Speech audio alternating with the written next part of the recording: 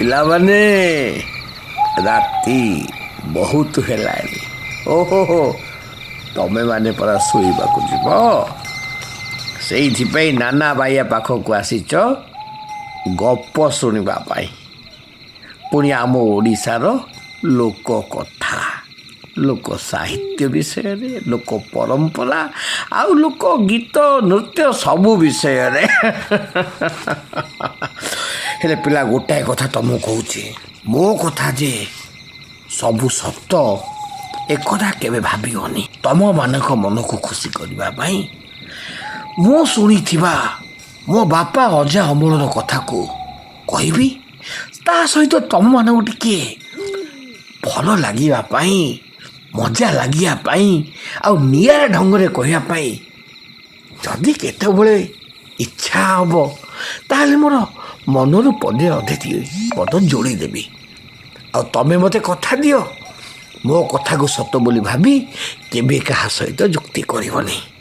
ହଉ ଶୁଣ, ବହୁଦିନ ତଳର କଥା। ଗୋଟିଏ ରାଇଜରେ ଗୋଟିଏ ସାଧବ ଆଉ ଗୋଟିଏ ସାଧବାଣୀ ଥାନ୍ତି। ସାଧବାଣୀ ଗର୍ଭବତୀ ଥାଏ, ତେଣୁ ତାର ପାଟିକୁ ଅରୁଚି ଧରିଥାଏ, କିଛି ଖାଇବାକୁ ଇଚ୍ଛା ହେଉନଥାଏ। ଯେତେବେଳେ ଯାହା କହେ ସାଧବ ତା ମନ ଜାଣି ଆଣି ସବୁ ଖଞ୍ଜି ଦିଏ। ସେ ପରା ସାଧବ ପୁଅ। କଥାରେ ନାହିଁ, ରଜାକୁ କ'ଣ ଖର୍ଚ୍ଚ ଅଭାବ। ହଠାତ୍ ଦିନେ ସକାଳୁ ଉଠି ସାଧବ ତା ଦୋକାନ ଆଡ଼କୁ ଗଲାବେଳକୁ ଦେଖିଲା ସାଧବାଣୀ ମନ ଦୁଃଖ କରି ବହିଛି। ଏ ପଛକୁ ବୁଲି ଫେରି ଚାହିଁଲା, କହିଲା ହଇଓ, ଏମିତି ମନ ଦୁଃଖ କରି ବରଗଛ ମୂଳଟାରେ କାହିଁ ବହିଛ? ଘର ଭିତରକୁ ଯାଉନ, କ'ଣ ବରକୋଳି ଖାଇବ?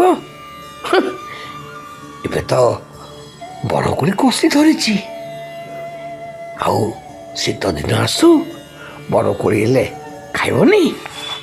ସେ କହିଲା ନାଇଁ ଓ, ମୋର ଟିକିଏ କାଙ୍କଣ ଖାଇବାକୁ ଇଚ୍ଛା।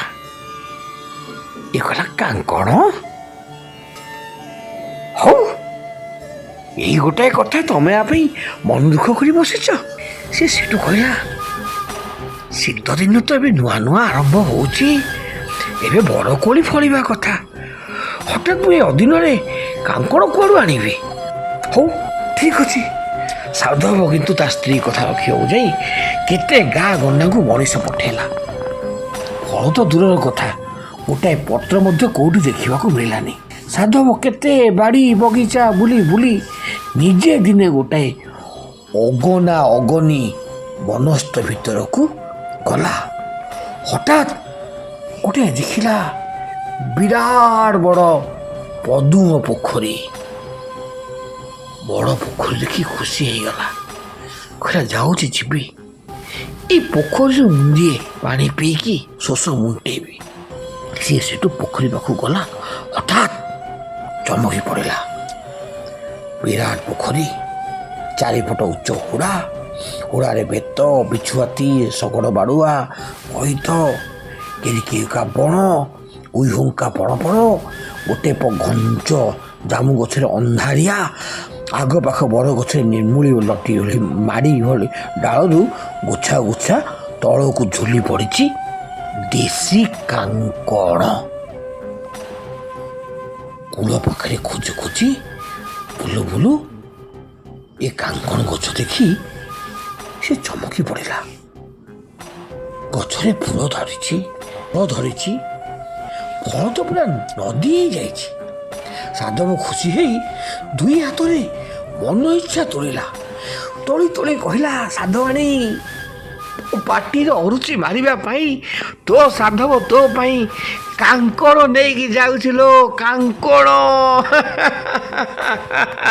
ତୁ ଆଉ ଚିନ୍ତା କରନା, ଆଜି ରାତିରେ କଖାରୁ ଫୁଲ ପକେଇ କାଙ୍କଣ ବେସର ଟିକେ କରିଦେବୁ, ଆଉ ଗରମ ଭାତ ଆଉ ଆମ ଦେଶୀ ମୁଗ ଡାଲି ଟିକେ କରିଦେଲେ ଥାଳି ଥାଳି ଭାତ ଉଠିଯିବ। ତୁ ବି ଖାଇବ, ମୁଁ ବି ଖାଇବି। ଏଇଆ କହି ମନ ଖୁସିରେ ସାଧବ କାଙ୍କଣ ତୋଳିବାକୁ ଲାଗିଲା। ହଠାତ୍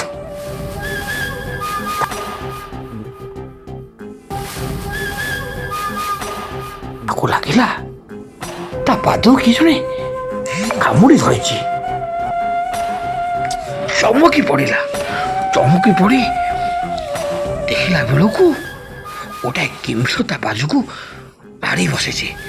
ସାଧୁ କହିଲା, ଭାଇ କାଙ୍କଡ଼ ପାଇଁ ଦୁନିଆ ଯାକ ବୁଲି ବୁଲି ପାଦରେ ଚାନ୍ଦି ଫୁଟିଗଲାଣି, ତୋର ଆହୁରି ଦାଉ ସାଧିବାକୁ ଥିଲା। କିମ୍ଭୀର କହିଲା, ଆରେ ସେ ଭଳା ଭଳି କଥା ଛାଡ଼, ଏବେ ତ ଇଷ୍ଟ ଦେବ ଦେବୀଙ୍କୁ ସ୍ମରଣ କର, ମୁଁ ତତେ ଖାଇବି।